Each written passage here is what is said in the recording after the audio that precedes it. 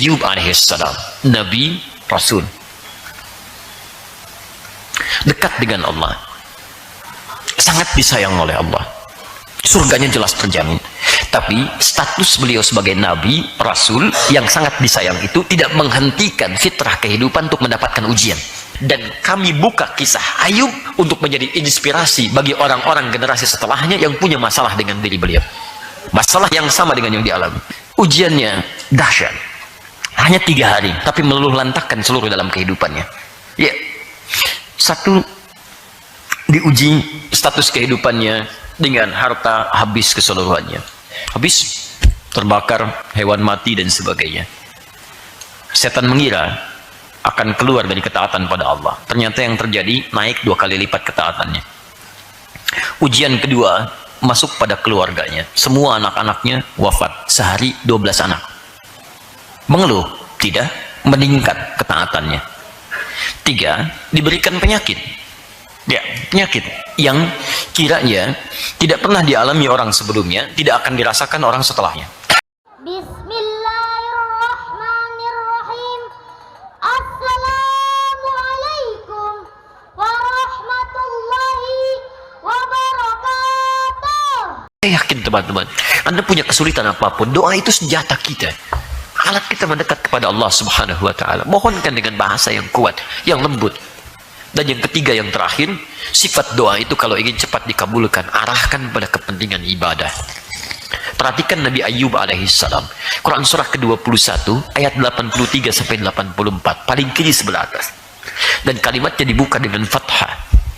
Fathah itu dari kata fataha, infitah, sesuatu yang terbuka. Jika ada kisah di masa lalu dibuka dengan fathah, itu artinya kisah itu dibuka sebagai petunjuk bagi masa generasi setelahnya. Bisa bagi Allah mengatakan wa ayyubu, tapi di sini Allah memulai dengan fathah wa ayyuba. Cara membacanya, dan kami buka kisah Ayub untuk menjadi inspirasi bagi orang-orang generasi setelahnya yang punya masalah dengan diri beliau, masalah yang sama dengan yang dialami. Lihat, idnada rabbahu anni massani yadhurru wa anta arhamur rahimin. Kuat sekali. Ayyub alaihissalam, Nabi, Rasul, dekat dengan Allah, sangat disayang oleh Allah, surganya jelas terjamin. Tapi status beliau sebagai Nabi, Rasul yang sangat disayang itu tidak menghentikan fitrah kehidupan untuk mendapatkan ujian. Nabi pun diuji. Anda bayangkan, Nabi diuji, Rasul diuji, yang paling disayang Allah diuji.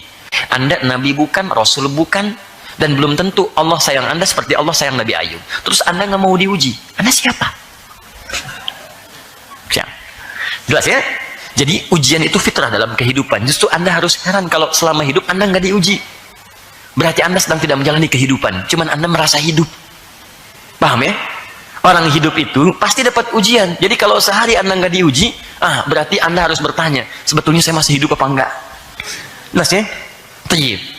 Ujiannya dahsyat, hanya 3 hari tapi meluluh lantakkan seluruh dalam kehidupannya. Ya, satu, diuji status kehidupannya dengan harta habis keseluruhannya, habis, terbakar, hewan mati dan sebagainya.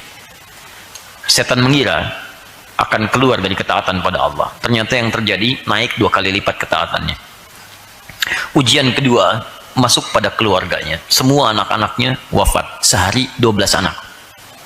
Mengeluh, tidak, meningkat ketaatannya. 3, diberikan penyakit. Ya, penyakit yang kiranya tidak pernah dialami orang sebelumnya, tidak akan dirasakan orang setelahnya. Hati-hati ya. Saya ingin tegaskan, saya belum mendapati riwayat yang valid tentang jenis penyakitnya. Kalau di Quran tidak sebutkan jenisnya, ini artinya bukan untuk dicari jenisnya, tapi untuk diambil hikmahnya. Jadi antum tidak perlu kreatif mengarang jenis penyakitnya. Jelas ya? Nabi Ayub terkena penyakit kulit, kena belatung, belatungnya banyak lagi. Begitu mau sholat dicopot dulu belatungnya, sudah sholat dipasang lagi. Pada kerjaan, nggak ada kerjaan. Jelas ya? Tapi penyakit ini tidak diderita orang sebelumnya, tidak akan dirasakan orang setelahnya. Poinnya adalah, lihat baik-baik, beliau diuji dengan kesenangan, konon 20 tahun. Ujian itu sakit, anak meninggal 12, harta habis semua. 7 tahun berlalu, istrinya datang, bahasa kita, Pak, mohonlah kepada Allah sembuhkan penyakit. Istrinya hebat, tidak minta kaya. Coba kalau ibu istrinya jadi istri Nabi Ayub. Mumpung bapak Nabi, kapan lagi jadi Nabi? Masya Allah. Pak, minta sembuh, kaya, please punya anak lagi. 3, istri Nabi Ayub, karena tarbiyahnya jalan, bahasa kemanusiaan sederhana, minta sembuh. Minta sembuh. Apa jawab suaminya? Kata suaminya, berapa lama kita diuji kesenangan? 20 tahun. Berapa lama kita diuji dengan hal yang kita anggap kurang menyenangkan? 7 tahun. Nanti saja kalau ujian yang ini sudah sebanding dengan senangnya kita selama 20 tahun, baru saya bermohon kepada Allah untuk disembuhkan. Saya malu. Baru 7 tahun sudah bermohon kepada Allah, malu, belum sebanding dengan kenikmatan yang pernah kita raih. Kaidah yang ketiga, begitu penyakit itu mulai mengganggu Nabi Ayub untuk menunaikan ibadah. Ini poinnya. Saat penyakit datang, ibadah ditunaikan nyaman, itu tidak ada masalah. Minta. Tapi ketika mulai mengganggu itu durun bahasa Arabnya. Durun, sudah ada gangguan fisik, sudah tak nyaman ibadah dan sebagainya. Maka mulailah bermohon kepada Allah. Ya, lihat kalimatnya. Idnada Rabbi anni masani ad-durr wa anta arhamur rahimin. Ya Allah, penyakit ini sudah mengganggu saya untuk bisa fokus beribadah kepadamu. Mengganggu kekhusyuan saya untuk beribadah kepadamu. Maka mohon ya Allah, hanya Engkau yang paling sayang kepada saya. Sembuhkan saya ya Rabb, agar bisa nyaman lagi ibadah kepadamu. Kalau pada yang paling sayang saja kepada saya tidak menyembuhkan, lantas kepada siapa lagi saya mesti memohon? Anda tahu apa yang terjadi? Begitu beliau mohonkan dengan kalimat yang kuat, dengan bahasa menyentuh, dengan tujuan untuk ibadah, kalimatnya turun langsung. Ayat 84-nya, fastajabna. Kami jawab, kami kabulkan doanya. Lihat, fastajabna, kami jawab, kami sembuhkan kemudian penyakitnya, hebatnya. Lihat kalimatnya, ini yang paling indah. Kemudian kami kembalikan keluarganya. Wa atainahum mislahum, ya, wa atainahum, kami kembalikan lagi keluarganya. Dan yang paling indah yang semisalnya, wa mislahum ma'ahum rahmatan min indina, wa mislahum ma'ahum. Lihat baik-baik. Tadi Nabi Ayub punya anak berapa? 12. Begitu disembuhkan, mohon kepada Allah dengan tujuan ibadah, dengan bahasa yang menyentuh, turun jawaban. Kami sembuhkan penyakitnya. 1, sembuh. Ini poinnya. Yang kedua, kami kembalikan keluarganya. Maksudnya, telah sembuh, ya, Nabi Ayub berhubungan dengan istrinya, melahirkan lagi istrinya. Begitu lahir, kembar. Bukan cuman kembar. Wa mislahum ma'ahum, 2 kali lipat dari sebelumnya. Tadi 12, begitu sembuh, dapat anak berapa? 12 kali 2, 24. Kalau membahas orang dulu, jangan disamakan dengan orang sekarang. Oh, hati-hati, kalau sekarang, kalau enggak 2, 4. Orang dulu, 24. Ya. Lihat, bab ini, bab terpisah. Kembalikan sini. Hebatnya, begitu ini dikabulkan, rahmatan min indina, sebagai rahmat dari kami. Yang ketiga, tadi maaf, tadi kan 3 ujiannya. Baik, sakit, harta hilang, anak meninggal, keluarga habis kan, kecuali istri. Lihat baik-baik, sakit jadi sembuh, keluarga kembali 2 kali lipat. Yang paling menarik, yang tadinya beliau jatuh fakir, habis semua hartanya, karena saat hidupnya orang yang paling dermawan, yang paling baik dan sebagainya. Dan konon disebutkan di kampung beliau tinggal itu, orang-orangnya sangat begitu perhatian. Di antara perhatiannya, kalau ada orang sakit sembuh, dia datang membawa sesuatu untuk diberikan. Jadi begitu mendengar Nabi Ayub sembuh, orang sekampung datang bawa harta. Kasih lagi, kayak 2 kali lipat dari sebelumnya. Masya Allah, 2 kali lipat. Perhatikan, pahala sabar, pahala qanaah, pahala istiqomah. Kalau ada yang begini, antum pun mau sakit itu. Ya. Cuman sayang, kata Al-Quran, tidak akan pernah diderita orang sebelumnya, tidak dirasakan orang setelahnya. Tapi lihat bahasa Quran, lihat baik. Wa dzikra lil abidin. Ujung ayatnya yang paling indah. Ayat 84-nya, ujung ayatnya, wa dzikra lil abidin. Kalimat ini kata para ulama tafsir menjadi penerang bagi kita semua yang hidup masa setelah Ayub. Lihat bahasa Qurannya, wa dzikra, dan kisah ini mesti menjadi pengingat lil abidin, untuk hamba-hamba Allah yang saleh, yang punya masalah yang sama dengan Ayub dan mengamalkan apa yang dikerjakan oleh Ayub. Maka kami akan berikan yang serupa dengan Ayub. Pada penyakit yang sama saja, Allah akan berikan kesembuhan yang sama. Sedangkan penyakit ini tidak diderita orang setelahnya. Jadi kalau Ayub saja bisa disembuhkan alaihi salam, masa antum yang penyakitnya tidak seperti Nabi Ayub tidak bisa mendapatkan itu? Maka lihat amalannya. Apa di antara amalannya? Satu, qanaah, menerima apa yang ditetapkan oleh Allah Subhanahu wa taala. Antum jangan mengeluh. Masih beruntung antum yang dipilih sakit bukan orang lain. Bukankah sakit bisa mengampuni dosa ketika antum beristighfar? Coba lihat, semakin kencang tinggi penyakit, semakin dekat antum dengan Allah. Dulu antum sebelum sakit jauh. Sakit kecil baru astagfirullah, sakit berat baru tahajud. Ayo silahkan, kemarin kemana aja? Sekarang tahajud, sekarang puasa, sekarang zikir, sekarang baca Quran. Kadang-kadang lewat penyakit, pahala Allah ingin berikan. Bukan karena sakitnya, pahala antum yang belum dapat. Kalau sudah diberikan sakit luar biasa beratnya juga, dokter sana sini juga belum bisa bermohon, belum bisa memberikan yang terbaik. Ingat kaidahnya ya, kalau makhluk sudah mengangkat tangannya, itu pertanda dari sang Khalik, Allah Subhanahu wa taala, agar Anda cepat kembali kepadanya. Jadi kalau semua sudah angkat tangan, sudah hand up semua, give up, itu tanda langsung dari Allah supaya Anda langsung memohon kepada Allah tanpa perantara. Itu poinnya. Karena Allah sedang mencintai Anda. Maka Anda cepat respon itu. Tingkatkan ibadah, tingkatkan ibadah. Bukankah sakit mengampuni dosa? Istighfar, istighfar, istighfar.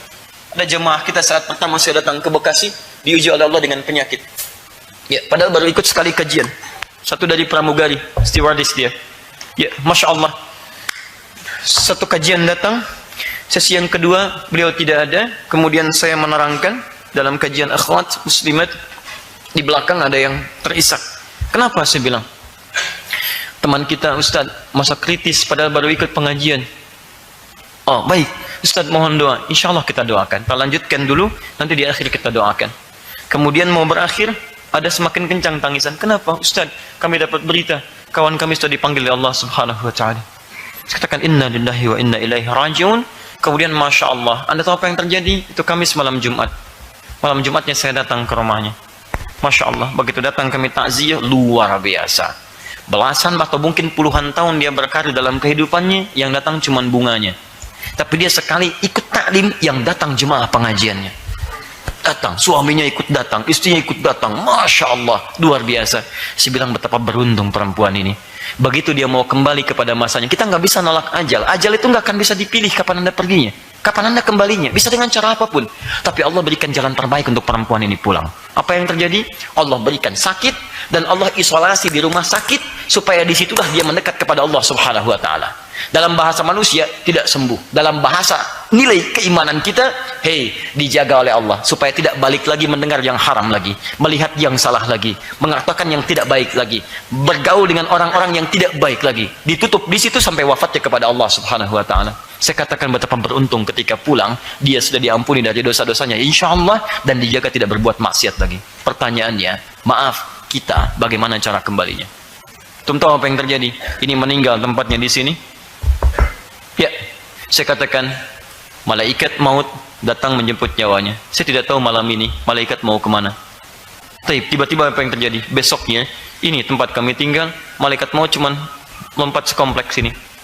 Ini yang meninggal. Ini ibu-ibu, ini seorang bapak. Aktif di perusahaan macam-macam dan sebagainya.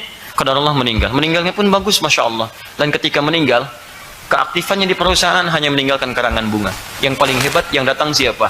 Orang-orang masjid, dan mengatakan, Ustaz, tahukah Ustaz kalau itu pejuang subuh, datang subuh, Masya Allah. Antum, bagaimana cara kembalinya? Karena kita tidak bisa memilih. Antum bisa pulang duluan, saya bisa belakangan. Atau dibalik, saya belakangan, antum duluan. Bisa terjadi. Ya. Antum katakan, sama aja Ustaz, boleh, ya. Saya duluan setelah antum, gak ada masalah. Ya.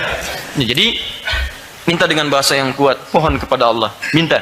Dan minta dengan tujuan itu, ibadah. Ibadah, ya, arahkan ke situ. Ya Allah, saya mohon ya Rabb, saya mohon ya Rabb, saya mohon berikan hidayah kepada kedua orang tua saya ya Allah. Saya mohon supaya dengan itu semua saya bisa salat bersama mereka ya Allah, bisa mengimami mereka ya Allah, bisa berhaji ke Baitullah, bisa meningkatkan takwa kepadamu. Ketika permohonan diarahkan pada ibadah, lebih cepat dikabulkan dibandingkan dengan urusan dunia saja. Konsep ini bisa dipakai dalam turunan kehidupan kita. Maaf, antum sering bermohon kepada Allah, kenapa cuma minta dunia? Coba cek, kebanyakan orang yang belum punya kendaraan, itu sukanya minta kendaraan. Kurang pak, kurang lengkap kalimatnya. Minta kendaraan, tujukan untuk kepentingan ibadah. Ya Rabb, PTM jaraknya cukup jauh dari tempat saya ya Allah. Jalan kaki berat ya Allah. Datang kajian sudah selesai. Ya Rab, mohon berikan kesempatan. Jadikan ya Allah bagian dari kehidupan saya mendapatkan raihan dari surga dengan kendaraan yang mengantarkan saya pada penuntutan ilmu yang baik. Saya ingin merubah hidup saya ya Allah. Saya ingin hijrah ya Allah. Saya ingin lebih baik sholatnya ya Allah. Saya ingin belajar. Saya nggak minta banyak ya Allah, motor. Misal gitu kan. Minta dengan bahasa yang baik. Itu biasanya lebih menarik gitu. Ya, dan biasanya lebih cepat menghasilkan suatu kebaikan. Ya, butuh rumah, cari rumah 1 miliar misalnya, atau taruhlah berapa, mohon ya Allah, saya sudah banyak menunaikan sholat ya Rab, sesuai dengan kuasa-Mu, sesuai dengan pengetahuan. Tapi mohon ya Rab, sampai saat ini saya belum punya kemampuan berzakat dengan maksimal ya Allah. Mohon sebelum wafat beri kesempatan saya berzakat. Saya tidak minta banyak ya Allah, mohon berikan 25 juta saja untuk berzakat. Masya Allah. Zakat berapa persen? 2,5%. 25 juta itu berarti mintanya berapa? 1 miliar. Baik ya? Ya, untuk zakat 25 juta, sisanya beli rumah. Masya Allah. Ayo praktekkan. Sekira malam-malam tahajud semua lagi ya, minta. Luar biasa. Baik. Jadi satu itu, kemudian setelah berdoa, coba ikhtiarkan dengan ikhtiar muamalah harian. Apa diantaranya? Coba tutup peluang-peluang untuk bisa fokus ibunda dan ayahanda itu kepada keyakinan-keyakinannya. Misal, hari-hari Ahad saat dia mengingat sesuatu, ajak kemudian untuk keluar. Undang teman-teman yang kiranya baik, punya akhlak yang baik. Datang ke situ atau ibu anda undang untuk mengunjunginya. Di situ diskusilah dengan kebaikan-kebaikan, saling menyayangi, berikan hadiah terbaik, tunjukkan akhlak mulia. Dengan itu semua, insya Allah ada hidayah, insya Allah hadir dan tertuang dalam kehidupannya. Saya hanya bisa membantu berdoa, mudah-mudahan Allah Subhanahu wa taala berikan yang terbaik, dan apa yang bisa saya bantu silahkan disampaikan, mudah-mudahan dengan ikhtiar itu Allah mengabulkan.